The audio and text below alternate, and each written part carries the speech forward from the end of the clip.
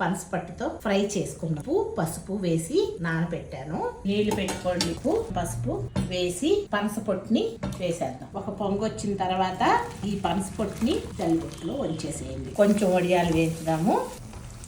కొన్ని జీడిపప్పు వేయించేద్దాం.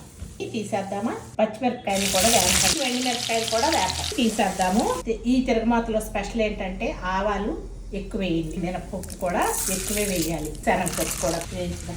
ఉడకపెట్టిన పనసపప్పుని కూడా వేసేద్దాం. చూడండి ఇలా బాగా వేస్తాం. చిన్న గోళికాయ అంత చింతపండు రసం వేసుకుందాం. సరిపడినంత ఉప్పు కారం వేద్దాం. తిప్పి ఎండుమిరపకాయలు పచ్చిమిరపకాయలు వేసేద్దాం. ఈ టైంలో ఉప్పు కారం చూసుకోండి. వేయించి పెట్టుకున్న వడియాలు జీడిపప్పు వేసేయండి. ఇలా తిప్పేసి ఇంకా ఆఫ్ చేసేస్తున్నాను. కొంచెం ఆరిన తర్వాత ఈ ఆవపిండిని పోసేద్దాం. చల్లారింది. కూరకు సరిపడా ఆవపిండి వేసుకోండి. కలిసేటట్టుగా వేసుకుందాం.